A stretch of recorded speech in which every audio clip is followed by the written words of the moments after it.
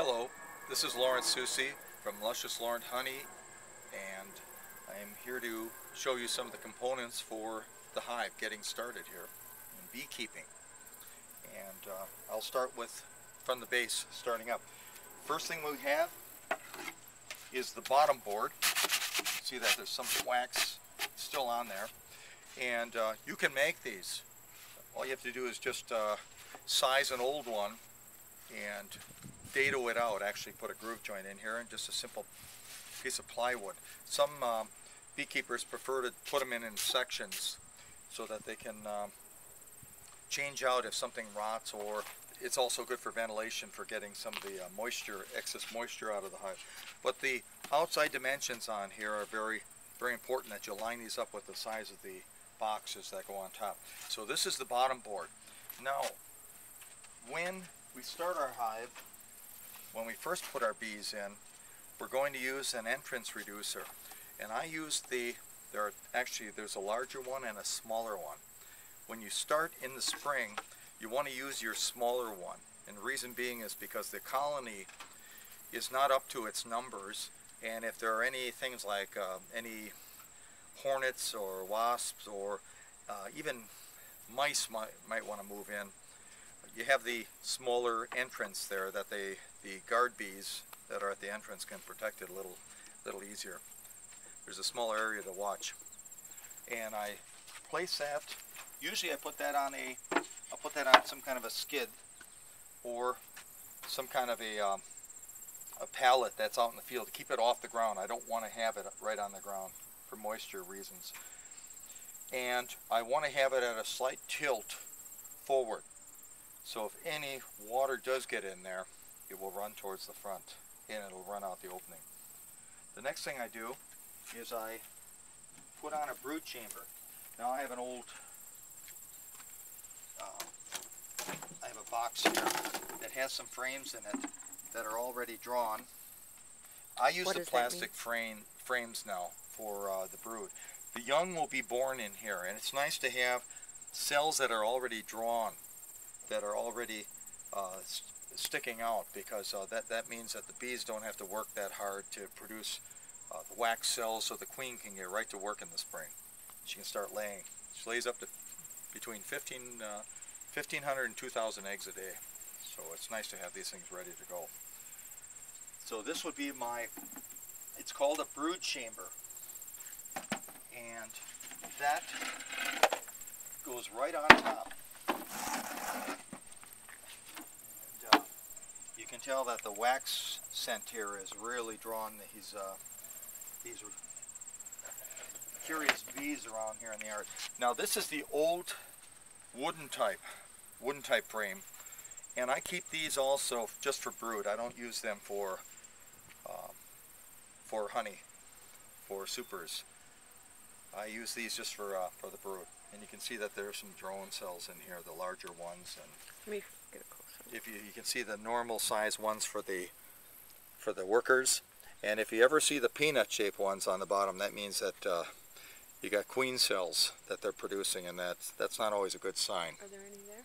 No queen cells on here at this time, just drone cells, the males. And I keep these around just for the purpose of for brood chambers. Next thing I would put on here is I have another box that goes on top that is the same size. It's 9 5/8 inches. I like to use the larger boxes. Pardon? Is it the height? The height is 9 5/8 and the length is about 19 and a half by 16 and a half, or 19 and a quarter by 16 and a quarter. That fits nicely on that bottom board. And after I put the second box on, that's the box that they generally put their stores of honey for the winter on. After that box is on, let's say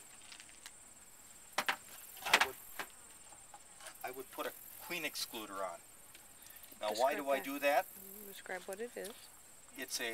The queen excluder is it's a mesh or a cage that goes over the top of the second box, and the purpose of this is to allow the workers to put honey into the upper boxes, the third and fourth and fifth boxes of the hive, but to keep the queen out of there from laying eggs. You don't want her putting brood in there into your supers or the boxes that you will be extracting honey from.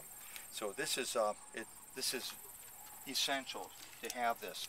Another thing to do is always make sure that these are clear, because if they get blocked off, the bees tend not to go to the higher boxes. They tend to just congregate in the lower two boxes, and then you can have swarming if there's too many bees in the hive. Next thing I do, let's say this is my super on here. Some beekeepers use the shorter boxes. I like to use the full size 9 and 5/8 height boxes. And these will be loaded with frames as well. And then I put my inner top on that has the ventilation.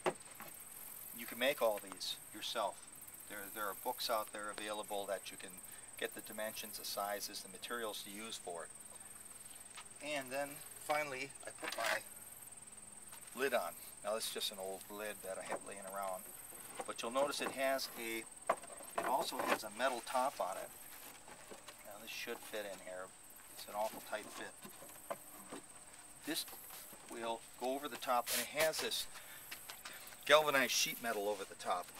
And the reason being is to keep it waterproof. There we go. And you have ventilation in your hive as well. So in the spring, when you buy your bees, you will get this feeder that has syrup in it that will get them started, so the bees have some kind of a food supply. These will only last up to a certain point. Then it would be wise to get either refill those or to get some kind of a frame feeder. I use these. I think these are great because you can just open it up and refill them. Where does it go? This goes right into your box next to your frames.